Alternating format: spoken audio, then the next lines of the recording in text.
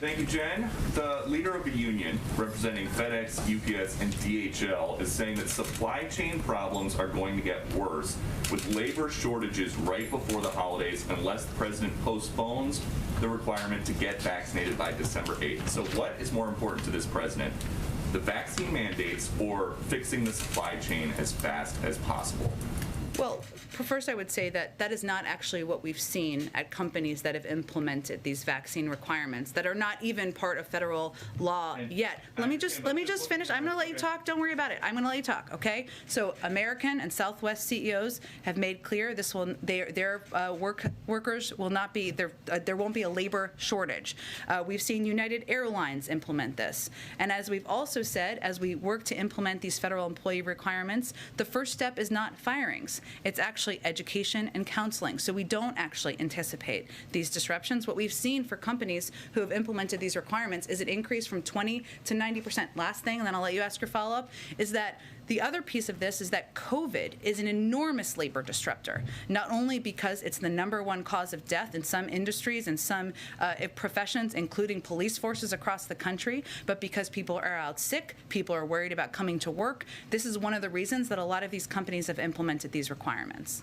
Just so that I understand the position then, this union leader says that the looming December 8th mandate for having fully vaccinated workforces creates a significant supply chain problem. You say no, it does not. Is that right?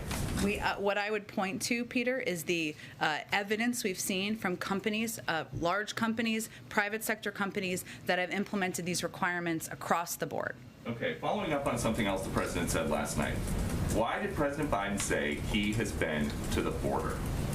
Well, Peter, as you may have seen, there's been reporting that he did drive through the border when he was on the campaign trail in 2008, and he is certainly familiar with the fact, and it stuck with him, with the fact that in El Paso, the border goes right through the center of town. But what the most important thing everyone should know and understand is that the president has worked on these issues throughout his entire career and is well-versed in every aspect of our immigration system, including the border. That includes when he was vice president, and he went to Mexico and Central America 10 times to address border issues and talk about what we can do to reduce the number of migrants who are coming to the border. He worked in a bipartisan manner with senators like Ted Kennedy, Harry Reid, John McCain, and others to push for comprehensive immigration reform.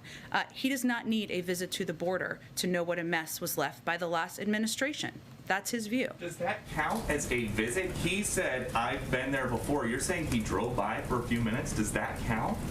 What is the root cause? Where are people coming from who are coming to the border, Peter? The president said that I'm asking you a question because I think people should understand the context. No, you're where do people I'm asking you if that. Okay, I'll answer it for you. People come from Central America and Mexico to go to the border. The president has been to those countries 10 times to talk about border issues.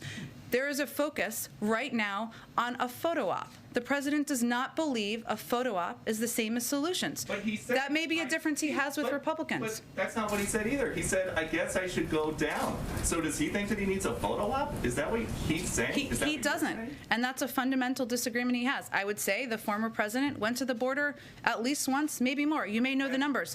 How did that immigration policy result, Peter? That immigration policy resulted in separating kids from their parents, building a border wall that's feckless and that costs billions of dollars for taxpayers. The president fundamentally disagrees on how we need to approach the immigration issue. Anything changed at the border between 2008 when he drove by and 2021?